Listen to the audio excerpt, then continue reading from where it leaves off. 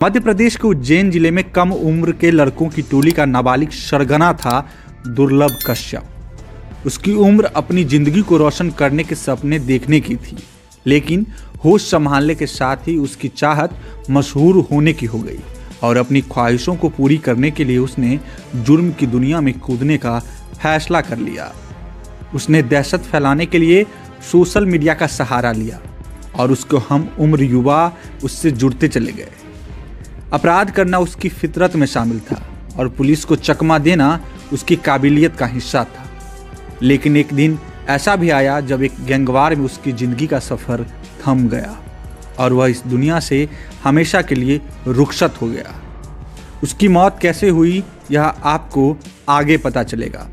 यह वह दौर था जब महज 16-17 साल की उम्र में अपराध की चाह रखने वाले युवा इसके फैन बनते जा रहे थे। बड़े बाल, सिर पर लाल टीका, आंखों में सुरमा, काला गमछा दुर्लभ का यह पहचान था और यह स्टाइल इस गिरोह का ड्रेस कोड बन गया था। इस लाइफ स्टाइल के कारण भी दुर्लभ कश्यप और उसके दोस्त चर्चा में थे। कम उम्र के लड़के उससे आकर्षित हो रहे थे, उसे ज्वाइन कर रहे थे, जिसका कारण हुआ कि समय के साथ यह ग्रुप गैंग में बदल गया। दुर्लभ कश्यप का गैंग फेसबुक से चल रहा था।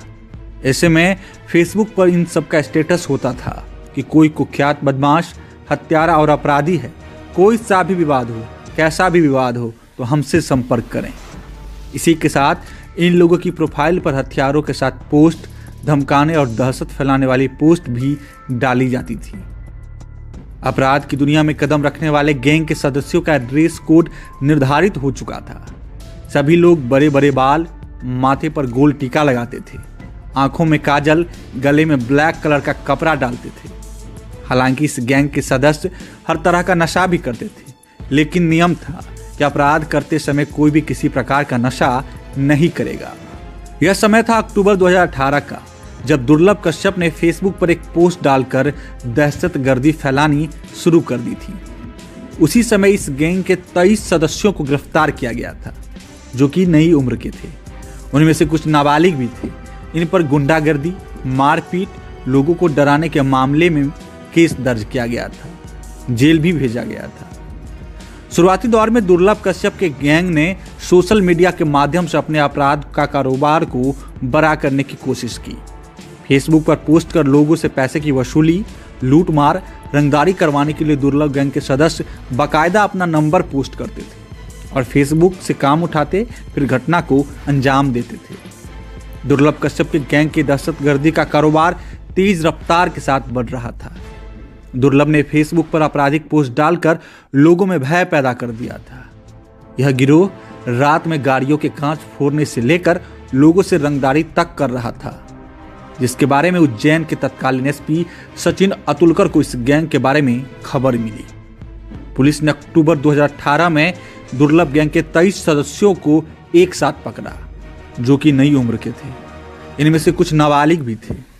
इन पर गुंडागर्दी, मारपीट, लोगों को डराने के मामले में केस दर्ज किया गया था। दुर्लभ गैंग के कारनामों की फहरिस्त इतनी लंबी थी कि तत्कालीन एसपी सचिन अतुलकर ने दुर्लभ की गैंग हिस्ट्री शीट भी बनवाई थी। 27 अक्टूबर 2018 को जब उसे पकड़ा गया, तब उसके नाबालिग होने के कारण बाल संप्रेक्षण गृह भिजवाया गया। एज वेरिफिकेशन के बाद किशोर न्याय बोर्ड ने उसे 24 अप्रैल 2019 को इंदौर स्थानांतरित कर दिया। इसी बीच दुर्लभ कश्यप बालिग हुआ, यानी उसकी उम्र बढ़कर 18 हो गई। पुलिस ने दोबारा कार्रवाई की, जिसके बाद वह पुलिस के डर से 1 साल से अधिक समय तक भैरवगढ़ जेल में रहा। इसी बीच एक ऐसा भी वाकया प्रकाश में आया जिसमें दुर्लभ की गैंग की गिरफ्तारी करने वाले तत्कालीन एसपी सचिन अतुलकर ने जेल का दौरा किया, तो उनकी मुलाकात दुर्लभ कश्यप से हुई। इस दौरान एसपी सचिन अतुलकर ने दुर्लभ कश्यप से कहा कि तू जेल में ही सुरक्षित है, उम्र से ज्यादा दुश्मनी पाल ली है तुमने, बाहर निकलेगा तो कोई ना कोई जरूर मार देगा। जिसके कारण दुर्लभ ने डर से 1 साल तक जमानत नहीं करवाई। लेकिन आगे चलकर एसपी सचिन अतुलकर की बातें सच साबित हो गई। इसी बीच 24 जनवरी 2020 को तुलसी नगर निवासी भाजपा नेता राजेश बोराना के 20 वर्षीय बेटे स्वप्नेश बोराना को दुर्लभ गैंग के सदस्य शानू व रोशन ने बाइक पर बैठाकर अपहरण कर लिया। आरोपियों को शंका थी कि स्वप्नेश उनकी मुखबरी करता है। इस मामले में पुलिस ने 1 जुलाई 2020 को दुर्लभ कश्यप गैंग के सदस्य शानू और रोशन के साथ 2 अन्य बदमाशों को गिरफ्तार किया। इस दौरान दुर्लभ गैंग के सदस्यों ने युवक के अपहरण के बाद मारपीट का एक वीडियो भी बनाया था। पुलिस के अनुसार आरोपियों ने धमकी दी थी कि जब तक उन्हें रुपये नहीं देता है तब तक वह मारपीट के वीडियो वायरल करता रहेगा। वारदात करने के बाद सभी आरोपी फरार थे। उनकी गिरफ्तारी पर तत्कालीन एसपी ने 10-10 हजार रुपये का इनाम भी घोषणा की थी। इधर लॉकडाउन के पहले फरवरी के आसपास का वक्त था जब दुर्लभ कश्यप जमानत पर छूटा और इंदौर में रहने लगा। इसके बाद लॉकडाउन खत्म होते ही वह उज्जैन आ गया और यहाँ माँ के पास रह रहा था। दुर्लभ की माँ सरकारी स्कूल में शिक्षिका हैं। इसी बीच दोस्तों के साथ वापस रात में पार्टी और घूमना दुर्लभ कश्यप ने शुरू कर दिया।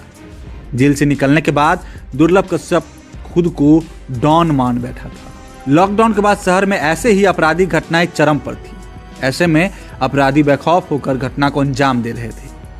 इसी बीच हिस्ट्री सीटर दुर्लभ कश्यप 2 महीने से उज्जैन के अब्दालापुर में रह रहा था और रात में पार्टियां कर दोस्तों के साथ घूम रहा था। इसके बाद भी पुलिस ने दुर्लभ की गतिविधियों पर ध्यान नहीं दिया।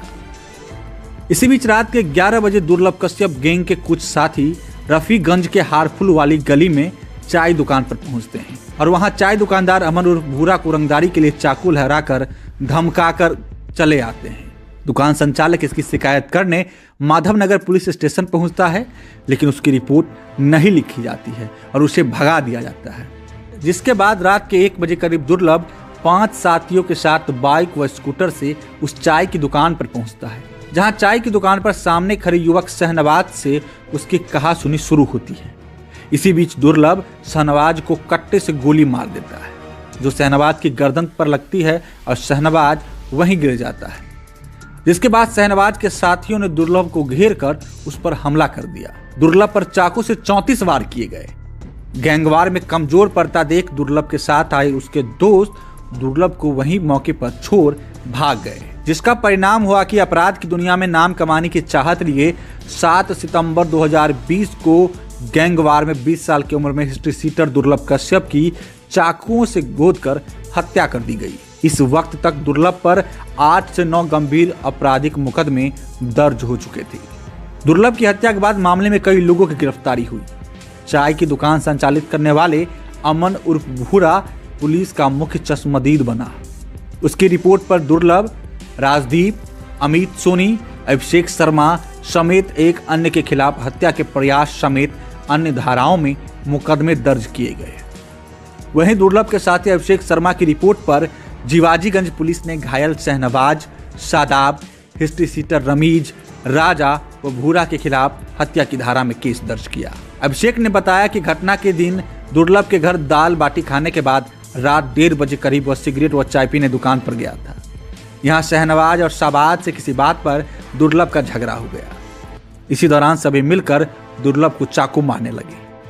अभिषेक ने पुलिस को यह भी बताया कि चाय वाला भूरा चिल्लाकर यह कह रहा था कि शादाब भाई, इसे जान से मार दो, इसे खत्म कर दो। इधर पुलिस की पड़ताल चलती रही। मामले में कई लोगों की गिरफ्तारी हुई, सभी जेल भेजे गए।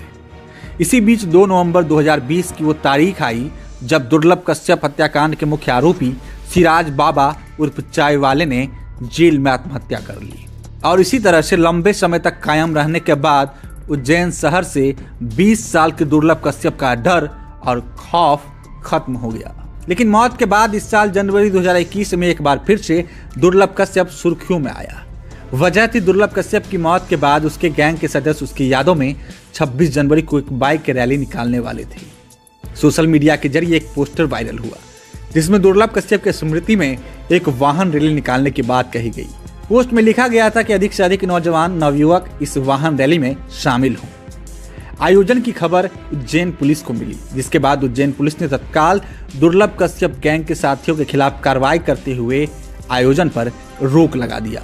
महज 20 साल में आतंक का पर्याय बनने वाले दुर्लभ कश्यप को फॉलो करने वाले इस गैंग के सदस्य आज भी दुर्लभ की याद में दुर्लभ की लाइफ स्टाइल, ड्रेस कोड को लागू रखते हुए सोशल मीडिया के सहारे चोरी छिपे कई फेसबुक पेज और ग्रुप बनाकर गैंग चला रहे हैं।